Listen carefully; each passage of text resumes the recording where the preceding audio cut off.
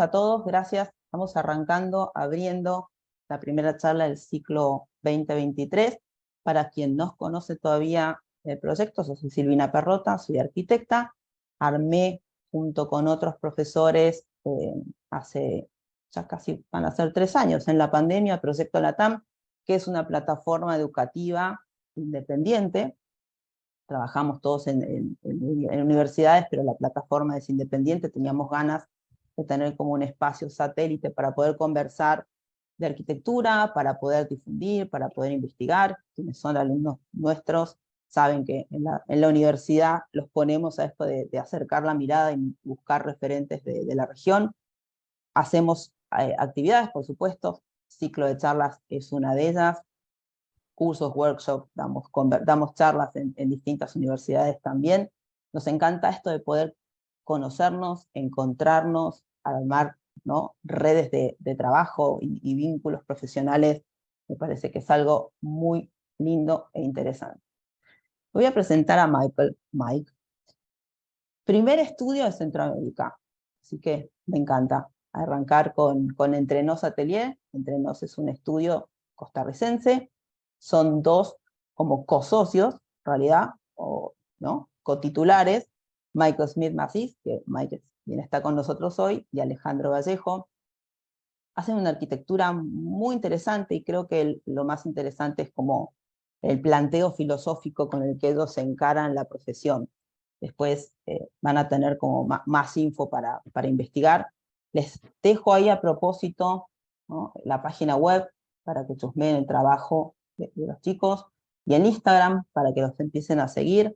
Vamos a charlar hoy un poquito sobre la arquitectura como excusa, ¿no?, para empezar a cuestionar algunos conceptos y poder echar luz y empezar a pensar como un poquito desde otro lado algunos temas que tienen que ver con este tema de cuidar el medio ambiente, ¿no?, una mirada más social, y el trabajo como interdisciplinario. Bueno, no voy a adelantar mucho. Directamente le voy a dar la bienvenida a Mike. Mil gracias, Mike, por acompañarnos. La verdad, muy Con todo lindo. gusto. Como dije, nos conocimos el año pasado en la Bienal de Buenos Aires y fue demasiado corta la experiencia, así que teníamos que volver a charlar. No, muchas gracias, sí, por la invitación. Un placer estar aquí con ustedes y compartirles un poco lo que estamos haciendo acá por Centroamérica. Le tengo un cariño enorme a Argentina. He estado por sus tierras varias veces y la verdad que siempre la hemos pasado increíble. Hemos estado en Rosario, en Buenos Aires, en Córdoba. Y no, genial, siempre nos reciben súper bien. Entonces, bueno, voy a compartir pantalla. Dale. Ok, perfecto. Bueno, ¿Sí?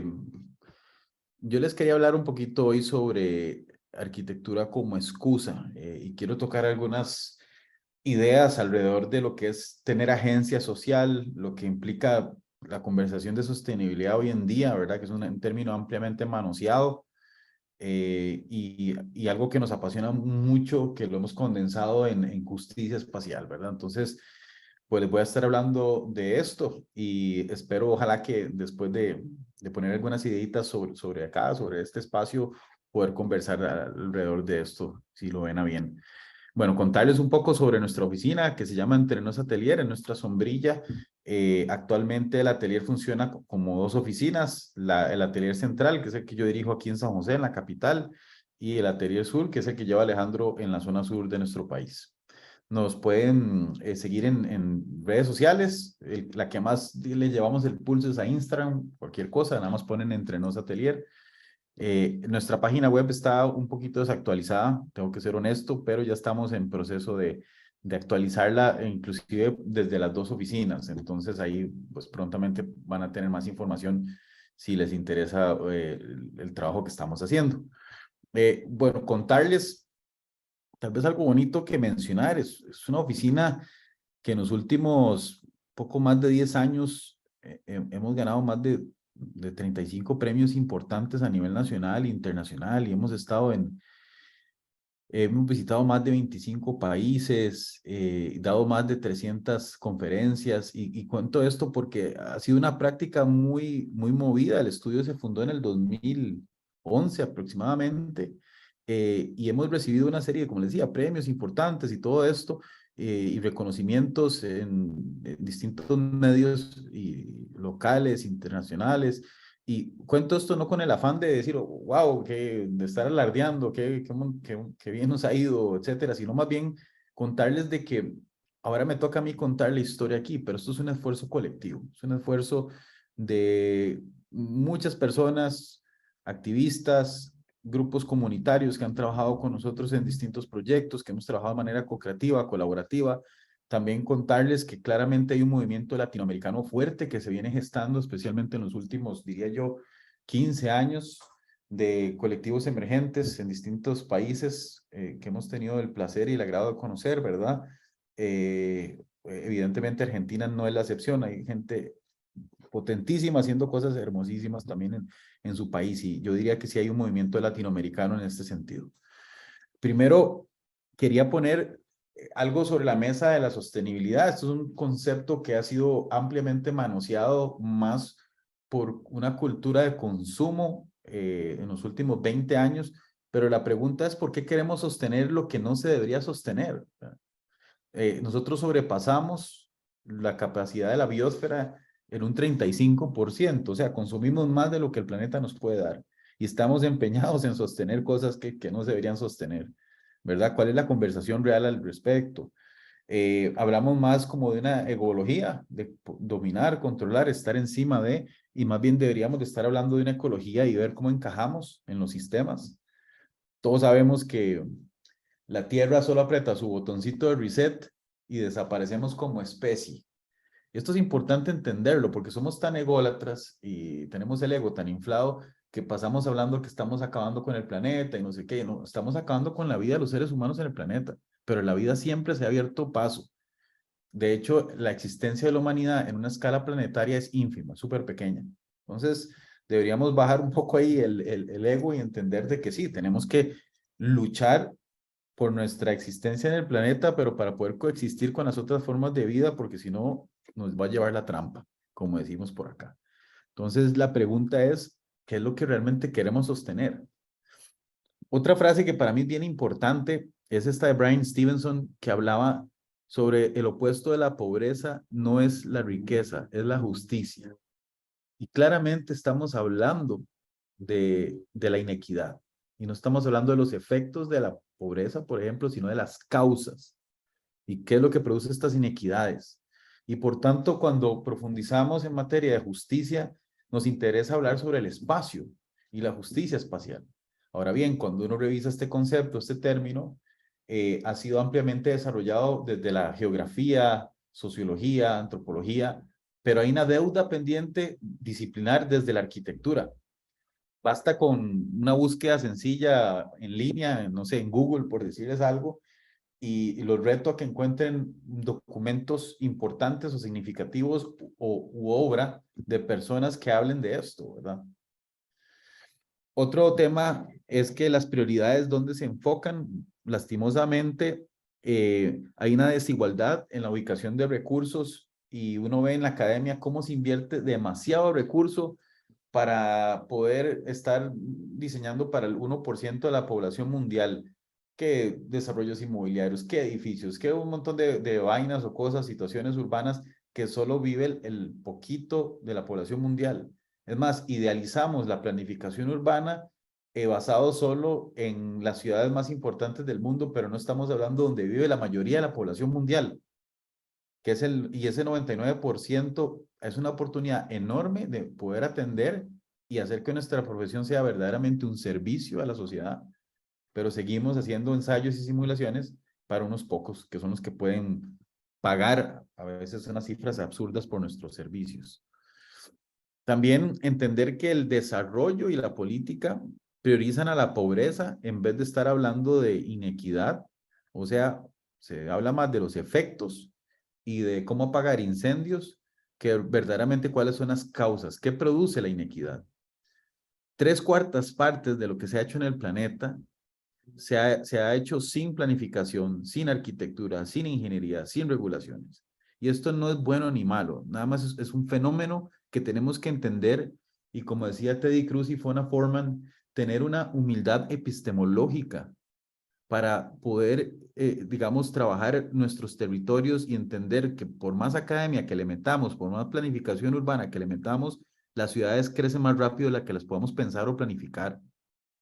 ¿Dónde estamos nosotros entonces entendiendo estos fenómenos y tendiendo puentes y conversaciones abiertas para poder aportar nuestro granito de arena en el desarrollo de las ciudades? También consideremos que en América Latina ya no se está hablando estrictamente de inmigración rural a la ciudad. De hecho, desde los años 60, las ciudades se van redefiniendo desde las ciudades y hay nuevas dinámicas rurales súper importantes que también merecen ser estudiadas. O sea, esta idealización de que todo el mundo va a ir a buscar vida a la ciudad realmente ya no es tan cierta. Luego, que la pobreza no ha incrementado. Bueno, se dice que el del 95, el 50% de las poblaciones han mejorado sus condiciones de vida. Claro está, ¿cómo definimos pobreza, verdad? Porque lastimosamente los indicadores que miden esto, muchos de estos datos los tomo del Banco Mundial. Hay ciertos intereses y tal vez son indicadores que no ven la desigualdad o la inequidad desde una perspectiva integral. Sí les puedo decir algo. Muchas veces, o la mayoría de veces, se mide solo con la posibilidad de tener cosas. Se ve desde un punto de vista muy consumista, ¿verdad? Pero entendamos de que a veces una comunidad de mi país, en una zona rural, que cualquiera diría es una comunidad pobre o de escasos recursos, tiene mucho más calidad de vida que una persona que vive en una ciudad grande con una situación bastante insostenible emocional, salud, equitativa, cualitativamente hablando. Entonces, ¿cómo entendemos esto? Es importante. ¿Cómo lo dimensionamos? Y luego hablamos de la falta de vivienda, pero realmente no se trata de la falta de vivienda, sino de entornos de calidad urbana que unen estas viviendas. Ese es el reto de nuestras ciudades actualmente y en la planificación territorial y la gestión del territorio. ¿Cómo es la calidad de los espacios que unen a otros espacios? Les puedo hablar un poquito de mi país. Costa Rica es conocido como un destino ecoturístico a nivel mundial, ¿verdad? La pregunta es, ¿dónde vive la mayoría de la población? Bueno, es muy parecido en todos los países, ¿verdad? En Centroamérica, especialmente, de donde vive la mayoría de la población, lastimosamente, comunidades aisladas, contaminación en ríos, estancamientos vehiculares, rejas, bueno, en fin, no quiero hacerles un portrait o una visualización de mi país un poco negativa, pero esto es una realidad, es una realidad. Por ahí Albert Einstein, parafraseando Mark Twain, decía, si busca resultados distintos, no haga siempre lo mismo.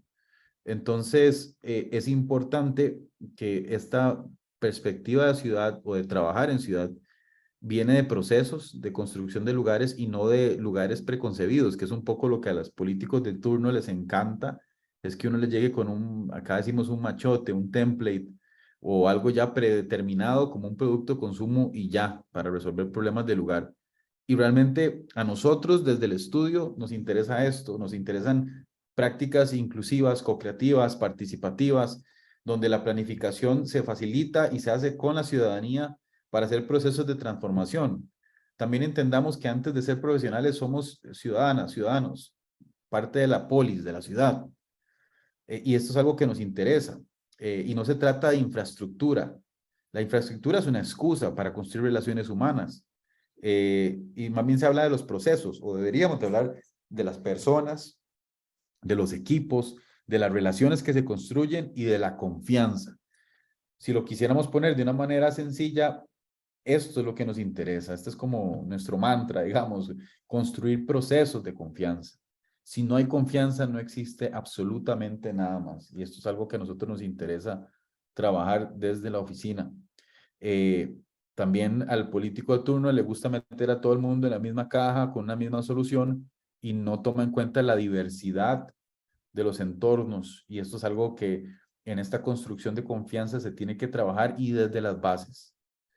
Y creemos que este reto, oportunidad de trabajar de manera colaborativa, hay valores que se persiguen. Uno es que el diseño de calidad, que es lo que todas y todos ustedes saben hacer, tiene que ser accesible para toda la sociedad.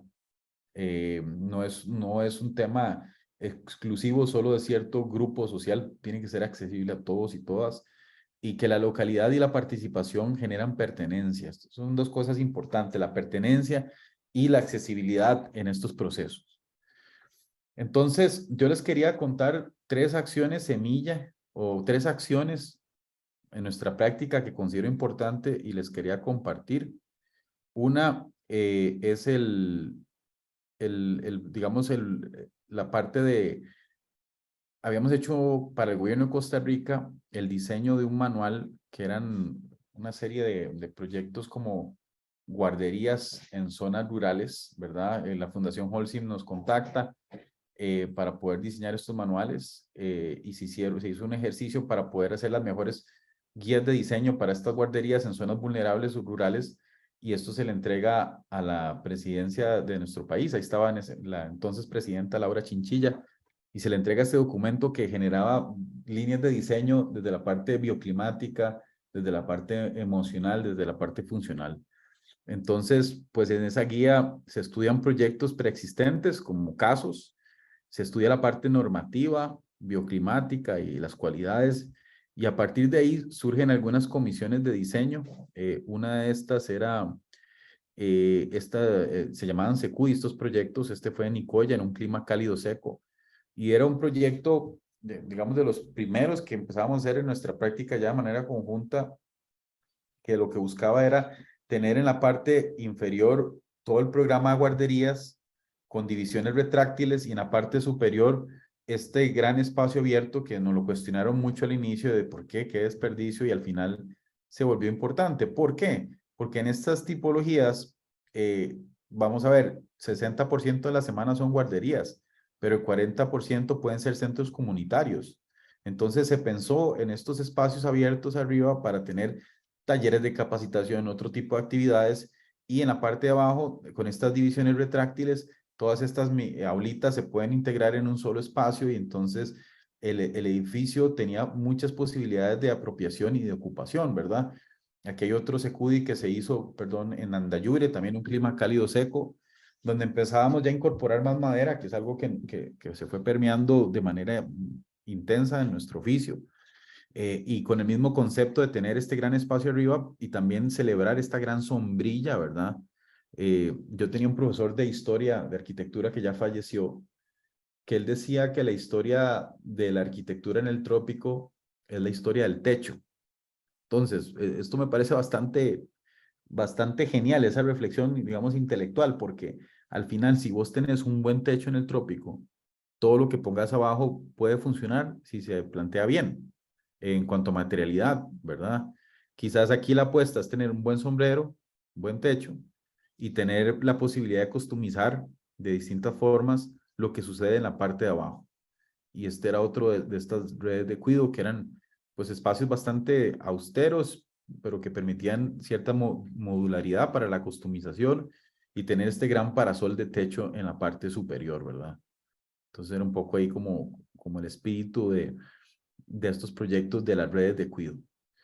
Luego, este proyecto es para mí el de los más importantes de nuestra práctica, que se llama La Cueva de Luz en la Carpio, proyecto que estamos desde el 2010 impulsando en distintos frentes y que ha ganado reconocimientos importantes como la Bienal Nacional e Internacional de nuestro país, el Premio Yala en la Bienal de Venecia, el ENCHAP en el Instituto de Tecnología de Illinois y en la Bienal Iberoamericana de Diseño Madrid, entre otros. Y como les digo, es un proyecto bonito que ha surgido desde la comunidad, ¿verdad? Esto responde a un sistema de formación artística e inclusión social que ha sido liderado y pionero por este par de guerreras, Alicia, que es la líder de la Fundación Cifais, perdón, la líder de la Carpio, perdón, y Maris Estela, la líder de la Fundación Cifais. Hace unos, yo diría más de 10 años, tocamos la puerta y hablamos con ellas y les dijimos, pues, en qué podemos colaborarles. Y sale este proyecto hermosísimo que está en el asentamiento informal más grande de San José, y que antes se llamaba la Cueva del Sapo, hoy en día se llama la Cueva de Luz. Este era el lugar más peligroso de la capital, y se ha ido transformando gracias de verdad a este proyecto. Y ha impactado a más de 900 personas, más de 150 voluntarios. El grupo de música que está ahí, la Orquesta Sinfónica de la Carpio, ya se presentó en el Teatro Nacional de nuestro país. En fin, ha sido un proyecto donde la arquitectura ha jugado un papel importante. Y les cuento una historia antes de hablarles más del edificio.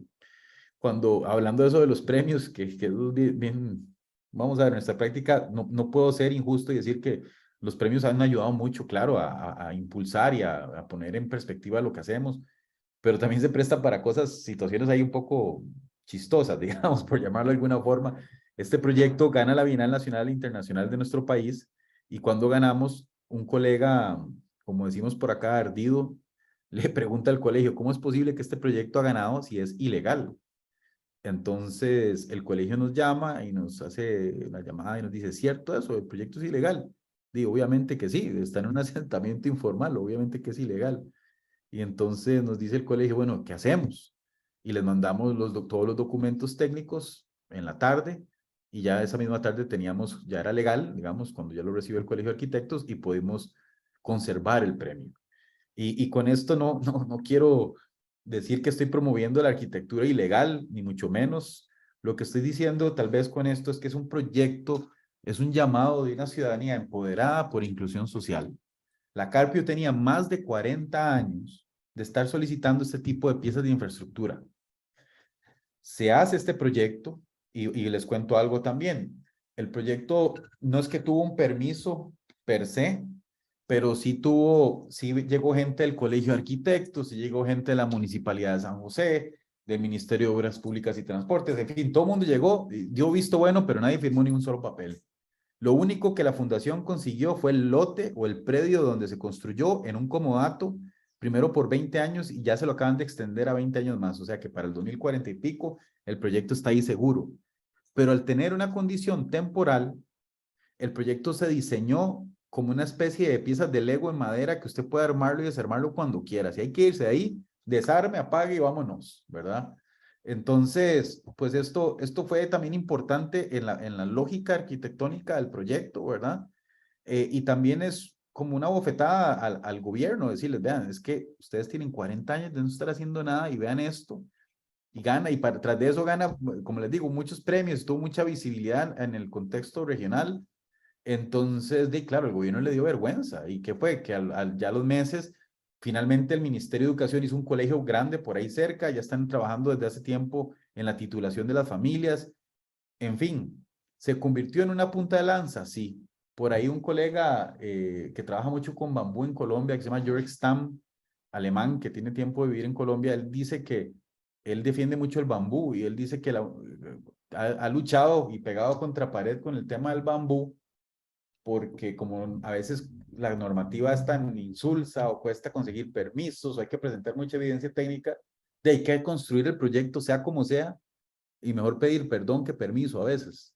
Entonces eso ha sido un poco su filosofía, y yo sí creo que en proyectos urbanos donde la normativa no lo permite, uno tiene que buscar la manera de una grieta por donde proponer algo, testearlo, un poco lo que hace el urbanismo táctico, por ejemplo, para ver si realmente eso responde a un problema. Y este proyecto, por dicha, sí tenía esa vocación, ¿verdad?, de trabajo. Además de que fue una conciliación de esfuerzos públicos y privados. Fue un proyecto que tuvo toda una inversión pública, se recaudó un poquito más de $1 millón para poderse ejecutar, pero que también tuvo la disposición pública de que se pudiera hacer. Entonces, todo eso ha sumado.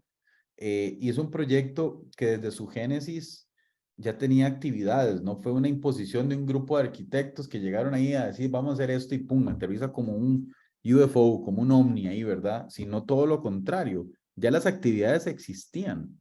Nosotros lo que hicimos desde la arquitectura fue acompañar esas actividades, y se pensó, es el edificio de madera regional, perdón, el edificio de madera en la región más grande.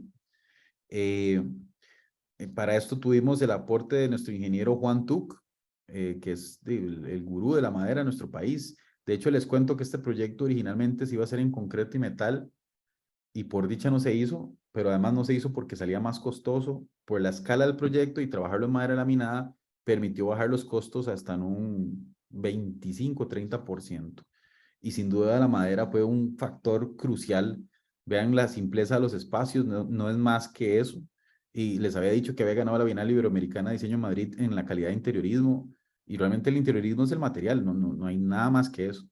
Y la madera sin duda aportó muchísimo a la cualidad de estos espacios, ¿verdad? Que se hicieron, y es un proyecto bastante sencillo, es una serie de marcos seriados, arriestrados, con planta libre, 2 naves de 4 pisos con una rampa en el centro.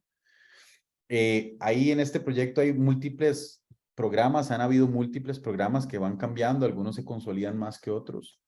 Por ejemplo, hay un Fab Lab, un laboratorio de fabricación digital. También, bueno, ahí hay sus CNCs, cortadoras láser, todas las máquinas que un Fab Lab necesita. También hay en otro piso este taller que se llama Entre Costuras. Es un emprendimiento, y justo en la pandemia, Entre Costuras y el Fab Lab trabajaron juntos en hacer máscaras y muchos dispositivos para enfrentar la pandemia.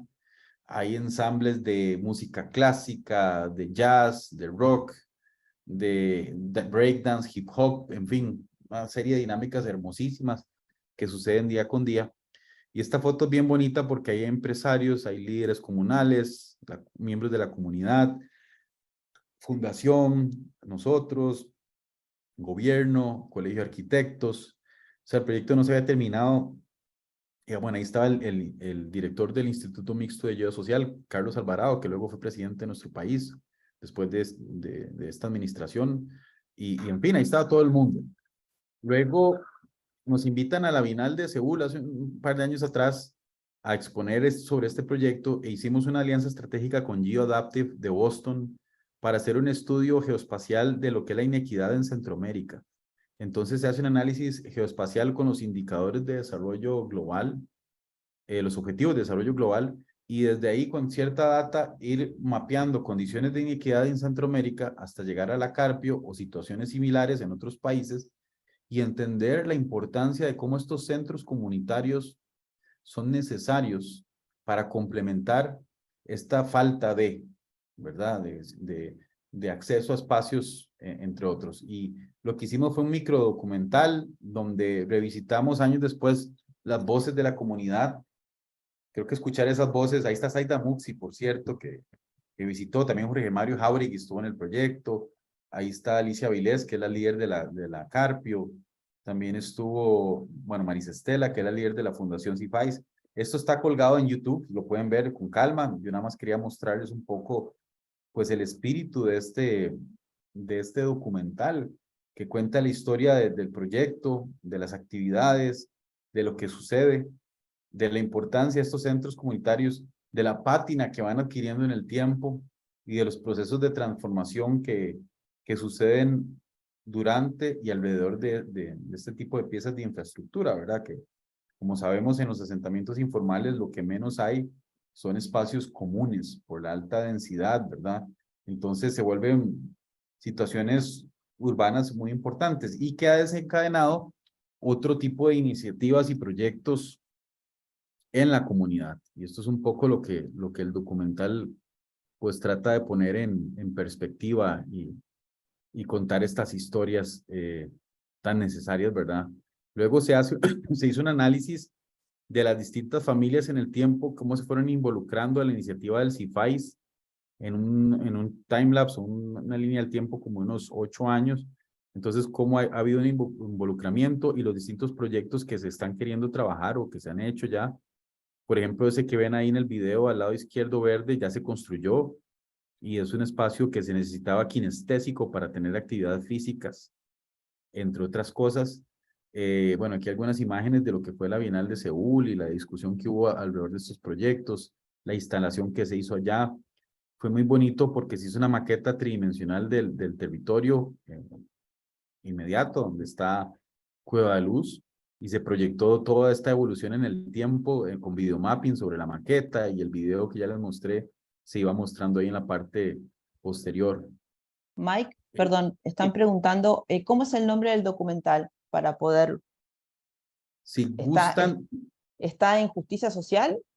No, no está ahí, pero lo que puedo hacer ahora, si quieren, por el chat, se los copio, Dale. ¿les parece? Sí, sí, Sí. sí. Si podés les- después, nos copias el link como para poder acceder. Igual en YouTube, si ponen Entre Nos Atelier, en YouTube, ahí les va a salir nuestro canal y ahí está, pero igual Ah, ahora ok. les Listo, copio el link listo. sin problema. Ujú. Gracias. Claro, con mucho gusto.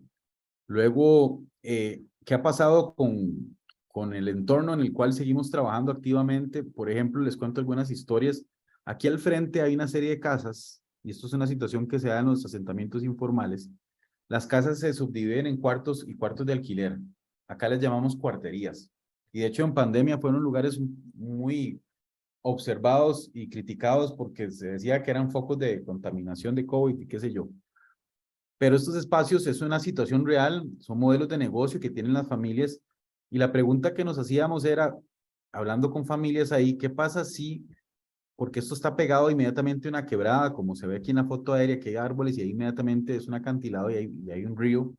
¿Qué pasa si uno pudiera hablar con las familias para hacer una reubicación temporal, liberar el lote, darle alguito de densidad y con estrategias de paisaje regenerativo, tratamiento de agua y recursos renovables, se puede liberar el espacio, tener más condiciones de orden natural, público y mitigar digamos, la presión que se está haciendo sobre el ecosistema y más bien reconstituirlo? Entonces, esto fue una idea que luego la desarrollamos más basado pues, en la experiencia que ha habido en Carpio, de cómo reconciliar el entorno natural con lo que está pasando a nivel físico construido. Al frente había un tajo abandonado, entonces cómo esto se podía convertir en un parque lineal, cómo la Carpio es una historia de injusticia territorial donde, por ejemplo, toda la basura que la ciudad genera llega a estos dos ríos, pusieron una planta de tratamiento, pero antes de la Carpio. Entonces la Carpio no se ve beneficiada de esa planta de tratamiento de aguas, pero sí le pusieron un botadero de basura antes. Hicieron toda una negociación, les ofrecieron cielo y tierra, le metieron en el botadero de basura de la ciudad y no les dieron absolutamente nada. Y estos son historias de no acabar, lastimosamente, en los asentamientos informales. Pero a pesar de todo esto, la pregunta que nos hacemos, porque aún así son comunidades que reciben nuestros desechos, que hacen acopio, que reciclan, ¿qué pasa si el proyecto puede más bien convertir lo que es un problema, entre comillas, en la solución? Estas son comunidades que podrían convertirse en una especie de filtro, de catarsis natural, de aprovechar esta histéresis ecológica como un fenómeno y hacer un puente entre lo natural y lo antropogénico. Entonces, se especuló sobre poder hacer sistemas naturales, reforzarlos y también hacer sistemas de espacio público, ¿verdad? En distintas escalas y relaciones. Se trabajó con distintas técnicas de bioingeniería, perdón, para el tratamiento, recolección de aguas pluviales, aguas de desecho, biojardineras, hacer estrategias de paisajismo regenerativo, para hacer ecotonificaciones y reconstituir el ecosistema con especies nativas, endémicas. Y aquí algunas imágenes pues, cómo se veía eso en una gran escala o una escala ampliada, donde habían huertos urbanos, densificación, en proyectos de 3, 4 pisos en madera, similar a lo que ya habíamos construido para liberar espacio, hacer biojardineras, hacer espacios públicos, plazas.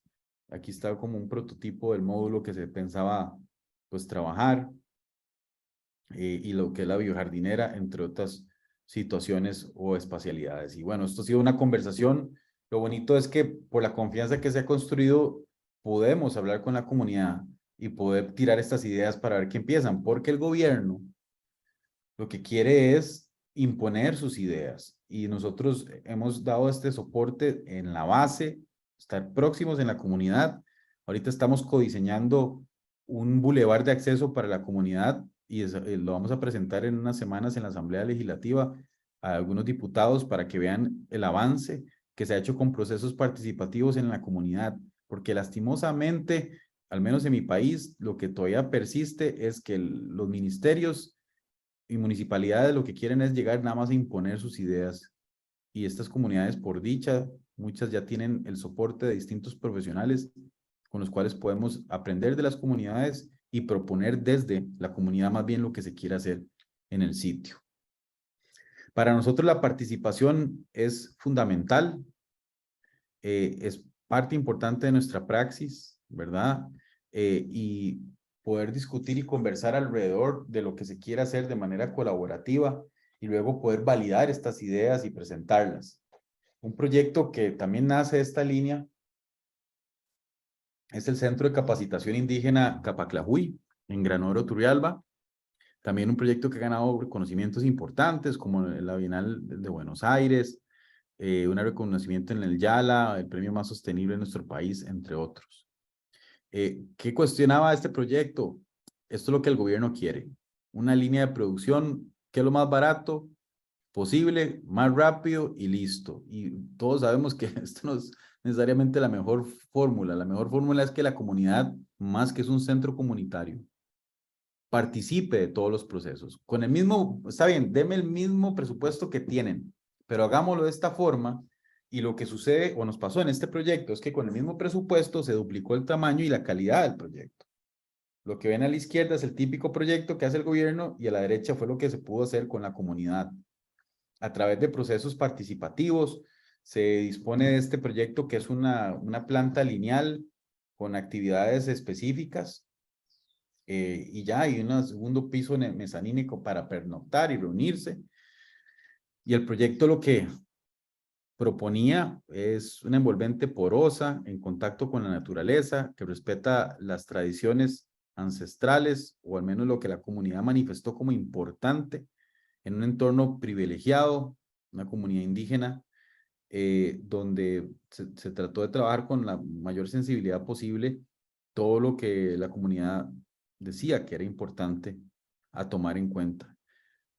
Este proyecto se hizo antes de la Cueva de Luz y era la obra de madera más grande en el país y luego pasó a ser el otro, el Cueva de Luz, que también el material se vuelve un leitmotiv, un hilo conductor de estas prácticas que también, bueno, si después habláramos en otra ocasión de madera, todos los beneficios que conlleva construir con madera, ¿verdad?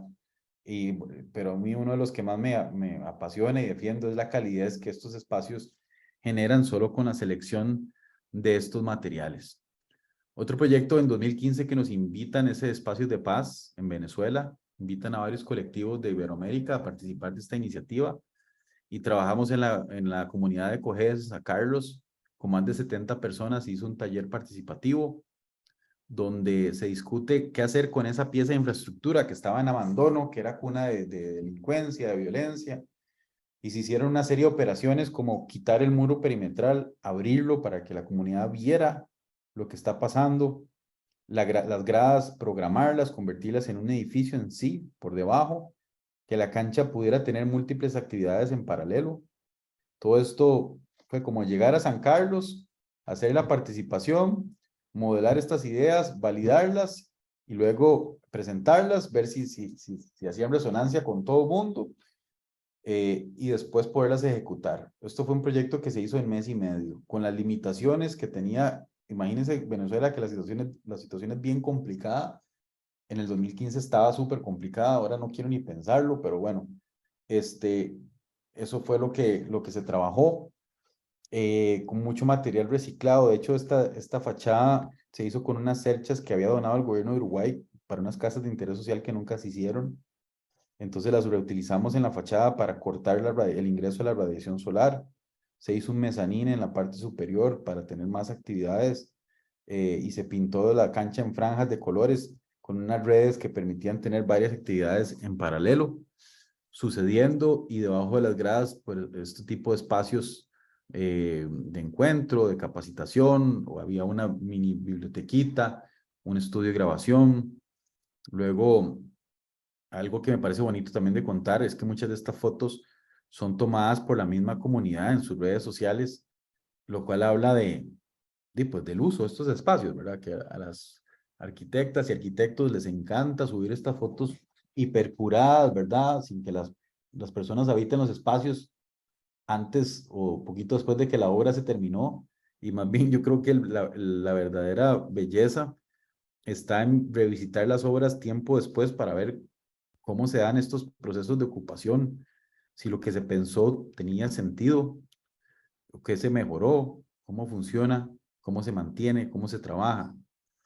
Y aquí finalmente otro proyecto que ahí está en proceso. Hace ratito habíamos ido a Guatemala, perdón, y trabajamos en la comunidad de La Limonada, que es el asentamiento informal más grande de Centroamérica, y con el colectivo Para Todos trabajamos en la posibilidad de hacer espacios públicos o centros comunitarios en un lugar donde no habían, ¿verdad? Más de 100,000 habitantes viviendo en condiciones de pobreza y hacinamiento, temas muy serios de pandillas, de maras, ¿verdad? Una situación compleja.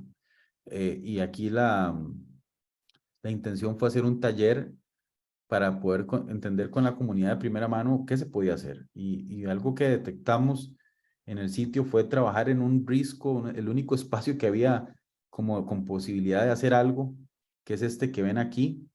Entonces, ¿qué tal si se podía proponer una plataforma para actividad física y había un centrito comunitario muy pequeño? ¿Qué pasa si se verticalizaba? Habían unos cuantos árboles ahí, entonces, ¿cómo ya se iba haciendo un eje, digamos, de recorrido con cierta condición pública y espacios de encuentro?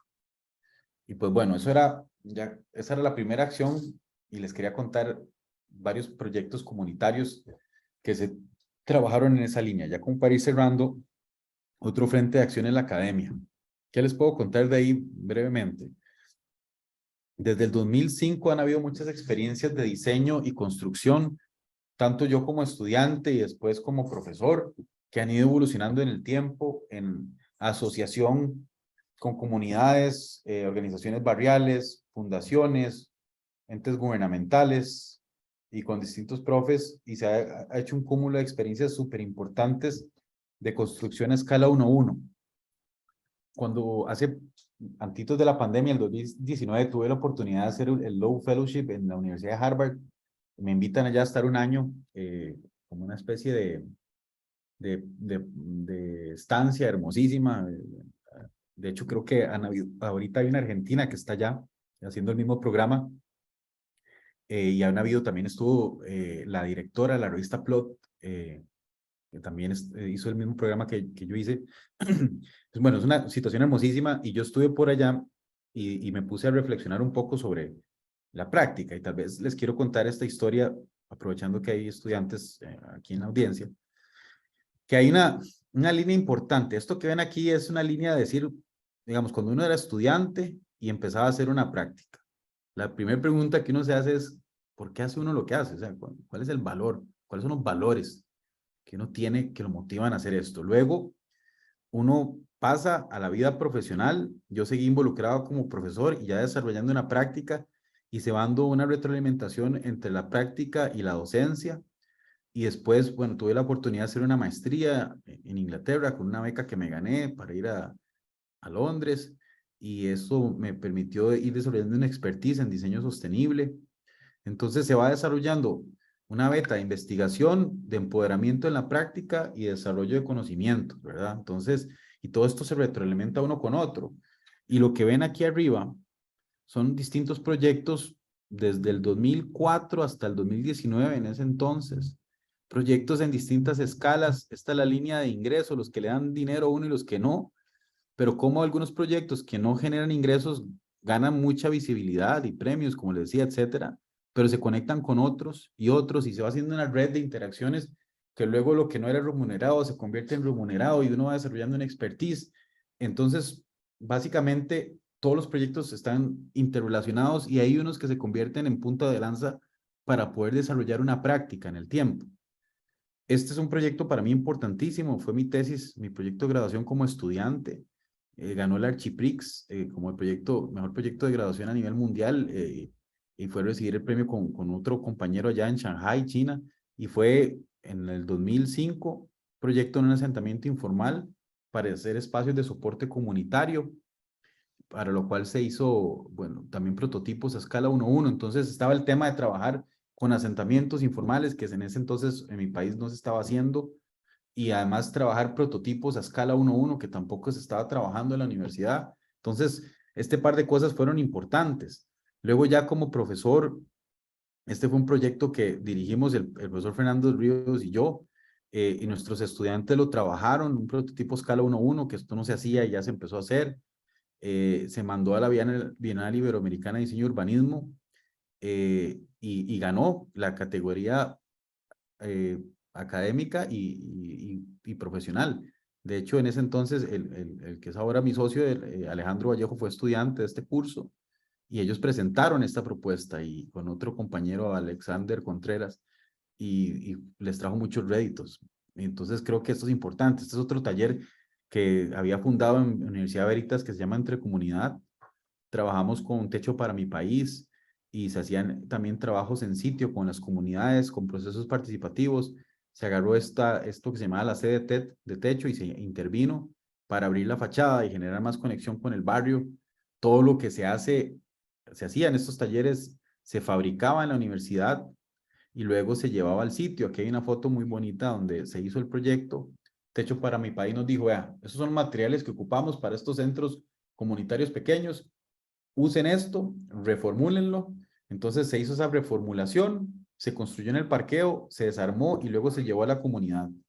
Y aquí, por ejemplo, están en el auditorio de la Universidad Veritas, donde se presentó una maqueta grande del proyecto con las líderes comunales y llegaron empresarios para todavía conseguir más fondos y meterle pues más carnita, como decimos acá, al proyecto. Y aquí otro tipo de intervenciones que se hicieron en comunidades ya con la Fundación Promotora de Vivienda sobre espacios públicos en los proyectos que ellos han venido desarrollando. Algunos han salido en publicaciones en Art Daily, por ejemplo, o proyectos de pequeña escala de dispositivos de soporte a las familias, proyectos de, no sé, por ejemplo, esto que se había trabajado, una comunidad decidió pintar los espacios comunes y externos de sus viviendas. En fin, yo creo que lo más bonito es que lo que se prometió se hizo y la arquitectura se convirtió en una excusa para esto, para tener esta experiencia, para construir relaciones humanas, para prefabricar y llevarlo al sitio, para trabajar colectivamente en esta cultura de transformación que se hace desde la ciudadanía. Esto es lo que uno recibía a cambio, ¿verdad? Comunidades estigmatizadas, que supuestamente qué estamos haciendo ahí, que nos van a robar, nos van a matar, que nos va a pasar no sé qué, y era todo lo contrario, un trabajo intenso de tú a tú, y las comunidades súper atentas, cuidándonos siempre, trabajando de manera conjunta. Los niños siempre han tenido un rol activo en estos procesos, ¿verdad? Y qué bonito que puedan ver de primera mano que hay estudiantes o profesionales dispuestos a estar ahí, que no ven a un arquitecto o una arquitecta como algo lejano, ¿verdad? Sino que estamos al servicio de la comunidad y es bonito hablar con estas familias y niños. Y les cuento una anécdota que a mí me gusta mucho. En muchas de estas comunidades, cuando usted le pregunta a un niño o una niña al inicio, ¿qué quiere ser cuando sea grande? Y pues te dice con cara así medio no sé, desconfiado, yo quiero ser, no sé, reggaetonero o quiero ser futbolista, ¿verdad? Termina la experiencia y usted les pregunta, mira, ¿y qué quiere ser cuando seas grande? Y lo ven con carilla así más sospechoso aún y le dicen, tal vez arquitecto o ingeniero, dicen, ¿verdad? A mí lo que me parece bonito de eso es que no es que uno quiera transformarlos al lado oscuro, ¿verdad? Pero yo creo que lo bonito es que, que se ve eso, que es algo que está ahí, que es accesible, que conociste a un profesional en esa línea y que verdaderamente nuestro oficio sirve para algo, sirve para algo. Y ni que se diga en el otro sentido, llegar ahí y en muchas de estas comunidades hay maestros de obra, albañiles que te pueden dar una cátedra de cómo hacer un cimiento, una fundación. eh, y algo que es importante que a mí me gusta aclarar es que, vamos a ver, las comunidades no quieren que les regalen absolutamente nada. Usted les pregunte, no quieren regalos de nada. Lo que quieren es oportunidades como cualquiera de nosotros, de nosotras hemos tenido. Entonces, estos proyectos yo creo que se tratan de experiencias de vida y de construir oportunidades conjuntamente. No es un falso sentimiento o sentido de caridad. Y ya para terminar, la tercera acción, que es más cortita, era lo que estamos ahorita haciendo en la oficina, en el atelier central. Nosotros creemos muchísimo, yo creo muchísimo en el trabajo áptico, trabajar con las manos, primero hacer muchas sketches, modelos físicos. En pandemia tuvimos que inventarnos un montón de herramientas, trabajar con Miro para hacer dinámicas participativas con nuestros clientes, Miro tablas para revisar programas ahí de manera interactiva. Luego, creemos mucho en el entendimiento bioclimático, nos tomamos muy en serio la parte de ir a los lugares donde vamos a proyectar, tener data meteorológica, es extraer información de ahí, ir con estaciones meteorológicas portátiles, tomar medidas en sitio, entender los ángulos, las visuales, cómo se ventila, cómo se puede iluminar un proyecto, cómo podemos sacarle máximo aprovechamiento a los vientos, si es necesario hacer simulaciones para entender las dinámicas de fluidos, como les decía, las visuales. Y toda esta información luego nos sirve para generar pautas de diseño, ya sea a manera de sketches, croquis sencillos que explican. Creo que en nuestro Instagram, si se meten, van a ver un montón de esto que hemos subido recientemente. Sketches que van destilando las ideas proyectuales y mucha maqueta o macroquis. Maquetas no son maquetas finales de representación, sino más bien de proceso. Estas maquetas nos ayudan a aclarar la arquitectura o las arquitecturas que andamos buscando. Y de hecho aquí en la oficina tengo un mueble muy bonito donde voy archivando estos ejercicios. Yo tengo un amigo que trabaja en el MoMA en Nueva York, que él me decía que lo más importante que buscan los curadores es esto. Ellos no quieren los renders, no quieren el modelo digital, lo que quieren es las maquetas físicas. Estas carpetas que ven aquí abajo tienen todos los sketches, todos los apuntes en servilletas, en papel higiénico, en lo que sea, de donde se pensó el proyecto, ahí está archivado. Y esto nos lo hemos tomado muy en serio en los últimos años, de poder documentar estos procesos creativos para luego pasarnos a la visualización tridimensional, ¿verdad? Terminar de afinar en el modelo. Y estos son procesos, ¿verdad? Entonces, conforme van viendo maquetas, sketches y 3D, también vamos involucrando al cliente en las distintas fases y llámese cliente una familia o una persona o una comunidad entera, ¿verdad? Entonces, pues es algo que nos tomamos muy en serio y también tenemos consultores que trabajan con nosotros en la parte, no sé, de paisajismo, de iluminación natural. Tenemos Alberto Negrini y Pamela Molina, que son unos paisajistas enormes, increíbles acá, que nos ayudan con toda la parte de paisajismo cuando el proyecto lo amerita o se puede. Bueno, aquí había este fue un proyectito que hicimos recientemente. Déjame ver si esto se me abre. Aquí, bueno, yo tengo que ir, por cierto, a documentarlo un día. Fue por unos amigos. A mí lo que me gusta de este proyecto es que tiene esta fachadita interactiva que hicimos con Cañabrava, ¿verdad? Entonces, ahí estaba la familia, la esposa, el esposo y los niños moviendo la fachada un poco, ¿verdad? Eh, y es una arquitectura, esto es en la costa, tal vez en un lugar más tipo residencial, pero lo que me gustó ahí un poco son algo que hemos estado haciendo en los últimos proyectos que estamos ejecutando y que pueden ver también en nuestras redes sociales, van mucho en esta línea, ¿verdad? En los tejidos, en los materiales orgánicos, la madera, la caña. Actualmente, con nuestro ingeniero aquí, Juan Tuc, y nuestro maestro Casco, estamos desarrollando sistemas laminados, no encolados. Es un sistema diferente que él desarrolló y que justo ahora andamos en Medellín haciendo un taller de cómo se hace este laminado que no es encolado. Y aquí estas vigas que ven que estamos armando en nuestro taller son para una casa que vamos a construir en el Caribe, que está hecha toda en este sistema de madera laminada con madera nacional, porque esa es otra, la madera laminada encolada, al menos en mi país, es solo con pino radiata chileno, ¿verdad? Y la idea es de poder usar el Parque Nacional de Maderas por un tema también de la sostenibilidad. Y ya para terminar, para mí esto es importantísimo. Después de cada obra, nosotros le entregamos a nuestros maestros y constructores un certificado de participación en el proyecto porque nos gusta celebrar esto. A mí me escriben a veces muchos maestros o albañiles por Facebook, por ejemplo, y me mandan, Arqui, cuando tengo un proyecto, tome en cuenta, entonces me mandan fotos de lo que hacen, etcétera. Y sin duda es tan importante poder celebrar el aporte del maestro, albañiles, porque sin ellos el proyecto no existe, punto. Y ellos le meten alma, corazón y oficio para que las obras se ejecuten de la mejor forma. Tienen una parte importantísima que merece ser celebrada, respetada y reconocida en las obras que hacemos. Entonces, ya esto es una cultura de mi oficina, del Atelier Central, de que cada proyecto se entrega certificado a las personas que participaron de la obra, ¿verdad? Esto es algo que es fundamental reconocer. Y pues bueno, ha sido un placer estar aquí con ustedes, pura vida y súper apuntado aquí a si hay preguntas o comentarios, yo encantado de conversar con ustedes. una pregunta. ¿Cómo los impactó a ustedes, o a usted y a su firma, ver el cambio en el día a día y en la sociedad que generaron con sus obras, con el trabajo que hicieron ustedes? Gracias, Guadalupe, por la pregunta. Muy bonita. Vieras que bueno, me acordé de una anécdota ahora que preguntaste eso.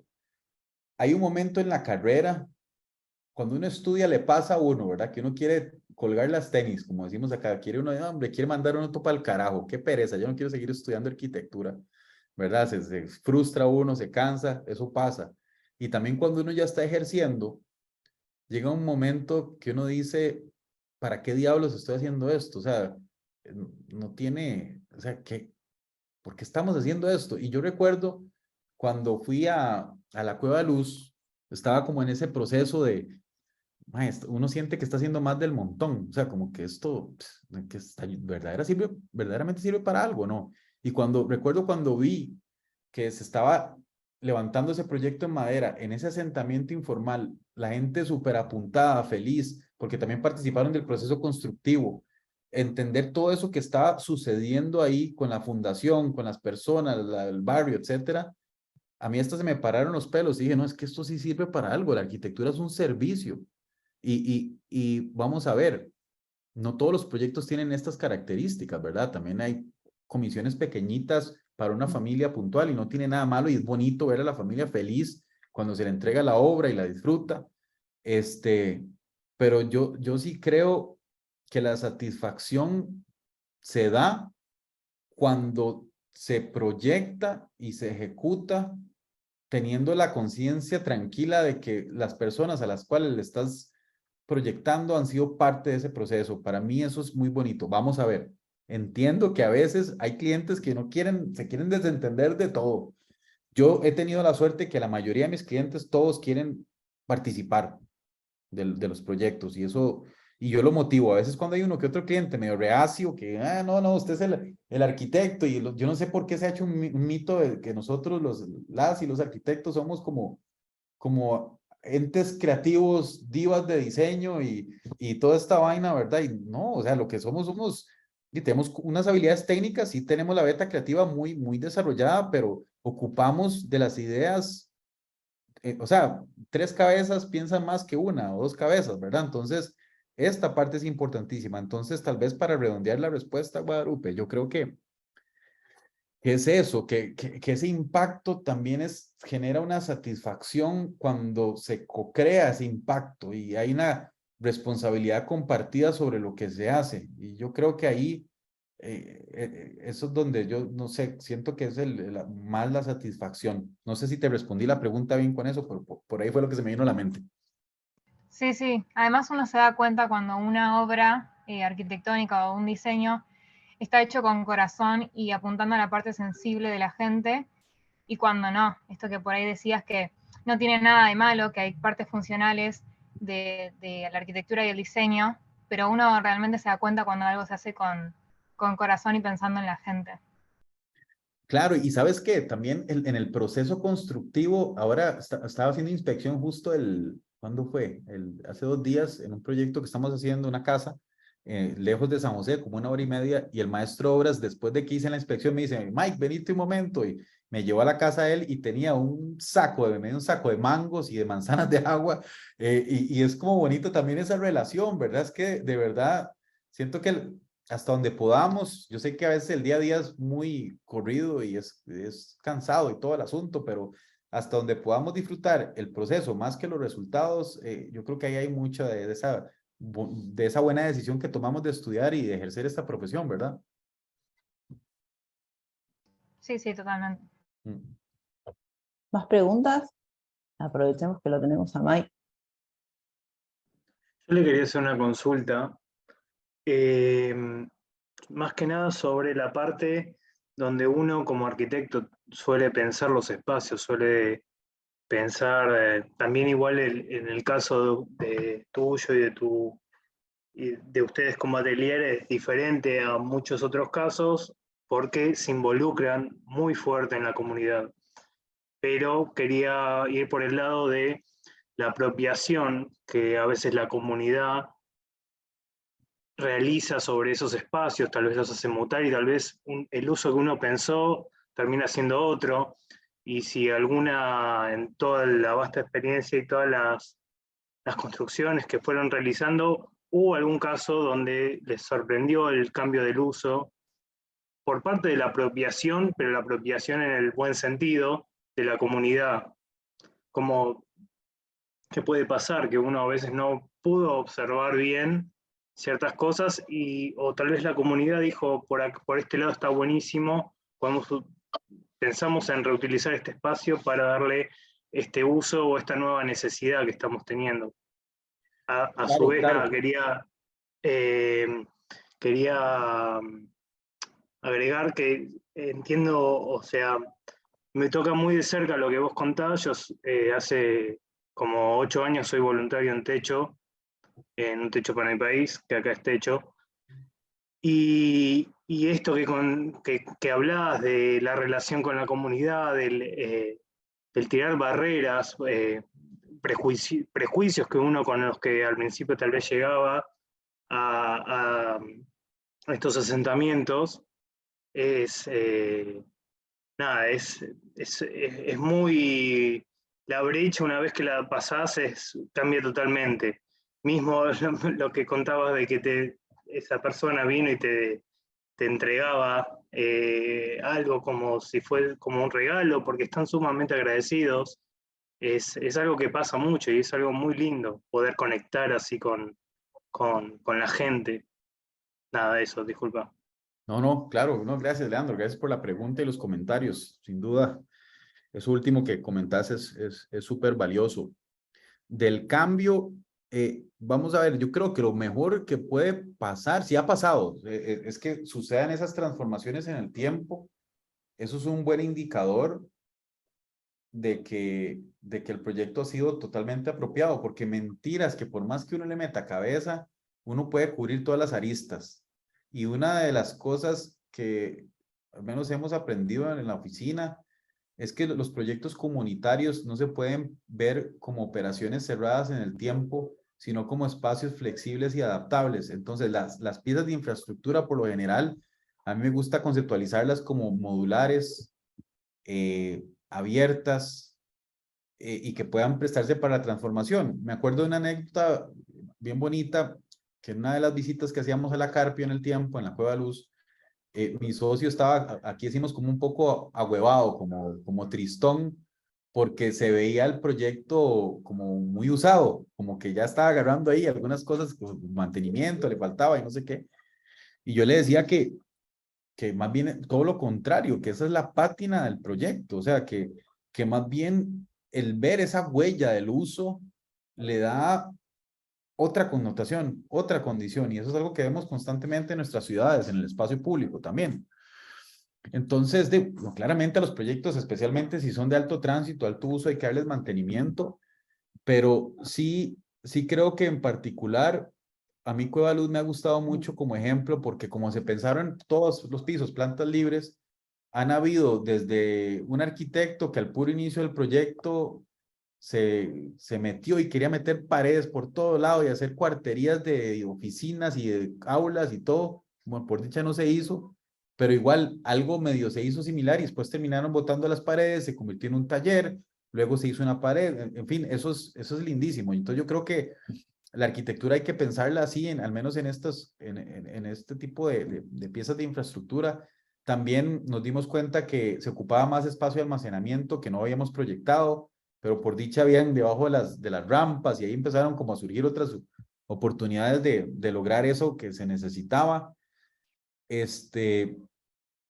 Pero por lo general, sí, yo creo que los proyectos por dicha hasta el día de hoy me atrevo a decir que casi siempre se piensan como operaciones flexibles y eso ayuda mucho y los cambios que he visto más bien son para bien, son como de uso principalmente, de un espacio que se pensó para hacer un taller de danza se terminó convirtiendo en una panadería y cosas así, pero nada fuera de lo normal y más bien la arquitectura se convierte en una herramienta de acompañamiento, que eso es bien importante.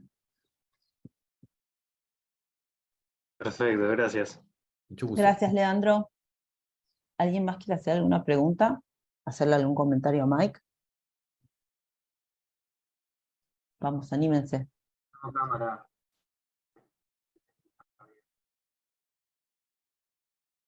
Hola, Blas. Te escuchamos muy lejos. Yo quería ver de... No se escucha, ¿verdad? Se escucha como si estuviera hablando desde Argentina. Ponele. A ver, intenta de nuevo. Escucha mejor ahora. Estás como con mala señal, pero bueno, intenta, dale. Ahí está mejor. Si no, le escribo en el chat. Bueno, dale, Ah, bueno, escribí. perfecto, sí. Dale, Puede. escribí en el chat y lo leemos. Mientras tanto, ¿alguien más quiere hacer alguna otra pregunta?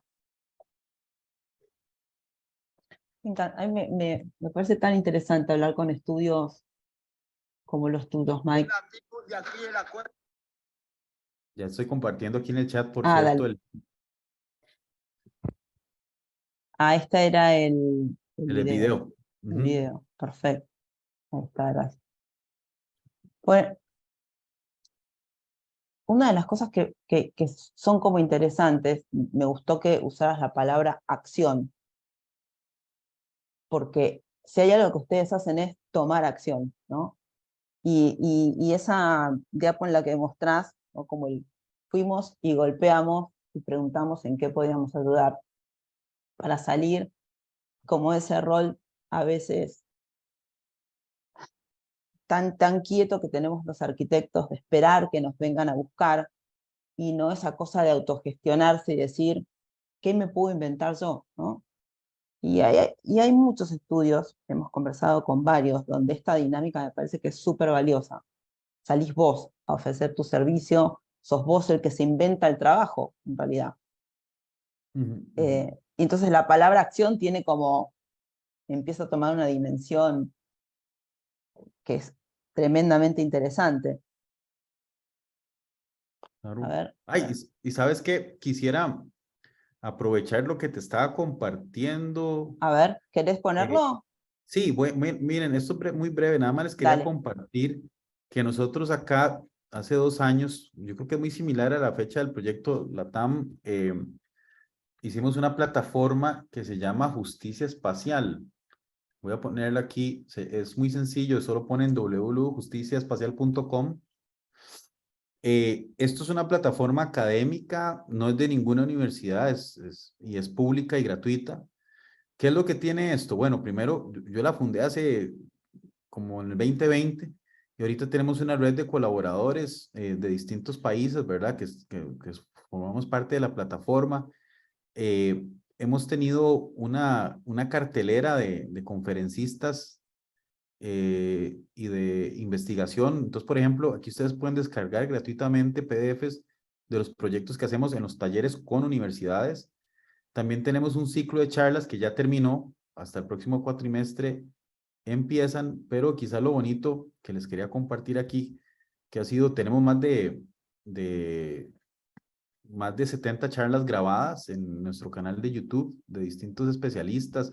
No sé, Zaida estuvo por ahí, Jorge Mario Jauregui, estuvo Dana Cunningham del MIT, Sarah Williams, Diane Davis de Harvard, en fin, ahí ustedes pueden, gente que habla de inteligencia territorial, de justicia espacial, en fin, me encantaría abrir este espacio para cuando quieran conectarse a las charlas, ver las charlas y quizá lo más importante es que en investigación tenemos 3 pestañas, una que son las píldoras, que son unos microartículos de colectivos de Iberoamérica que nos comparten sus experiencias, ¿verdad? Entonces ahí ustedes pueden descargarlo gratuitamente y son papers que están en inglés y español que cuentan la historia desde cómo decidimos entender la justicia espacial acerca del territorio, los modelos de participación, también el modelo de agencia, ahora que hablabas de acción, por eso me acordé de la plataforma, ¿verdad?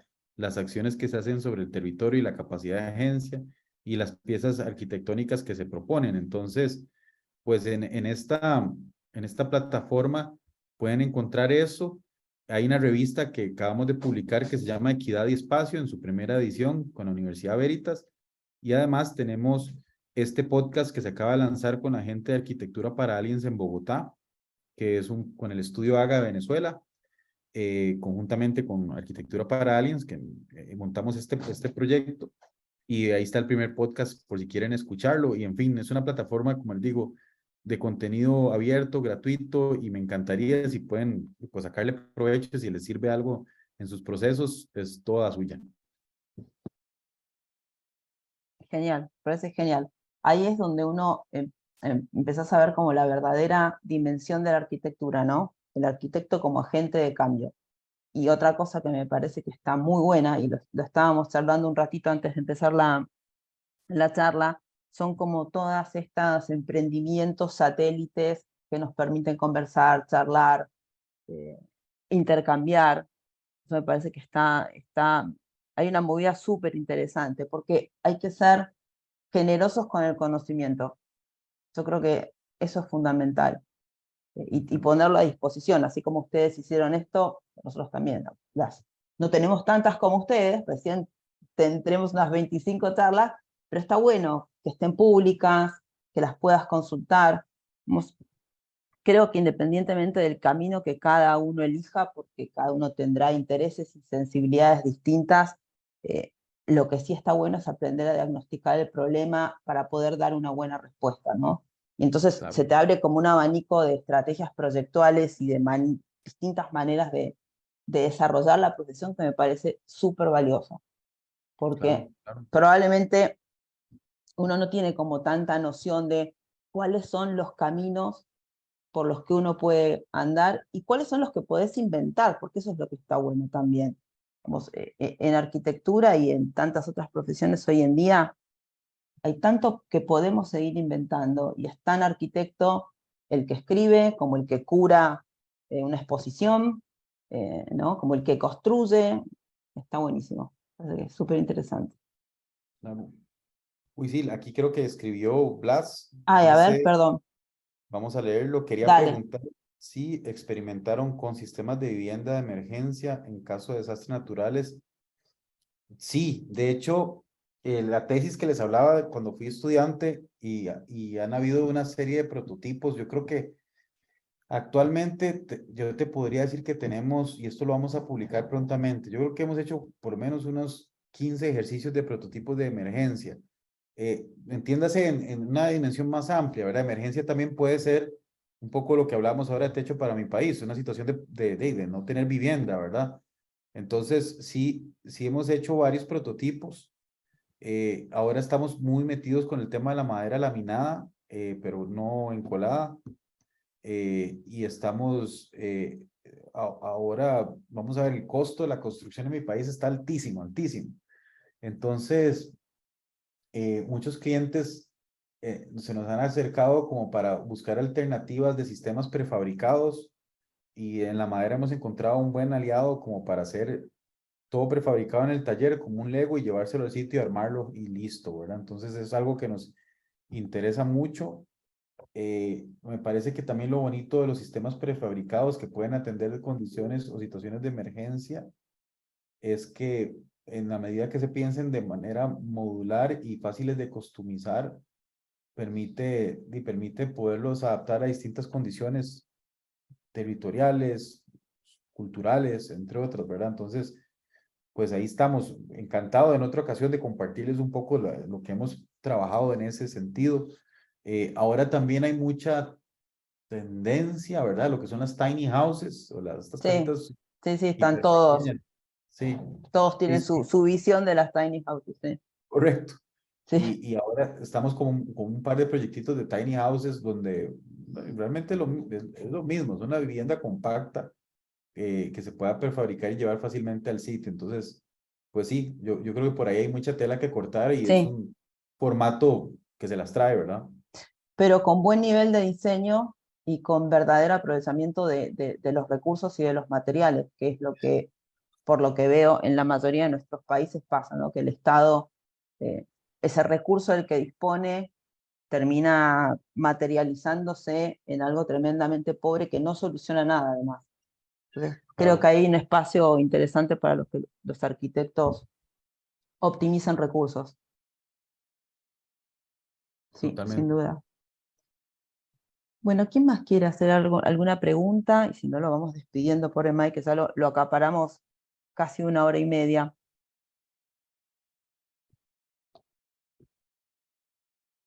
¿Estamos? Bueno, ¿sabes qué? Me pareció súper linda la última imagen, la de los certificados a la gente Sí, ¿verdad? que trabaja en la obra. Sí, es importante, eso es muy Es súper importante. importante, es súper importante. A veces, por ahí algunos de los que estuvieron conmigo lo llegaron a ver. A mí me gusta pasar un videito cuando hablamos de Art Deco, nada que ver, me estoy yendo en el tiempo, pero porque se hizo un documental sobre los albañiles que construyeron o la mano de obra que participó de la... Voy a mentir, pero no me acuerdo si era el Chrysler o una de estas grandes torres de New York.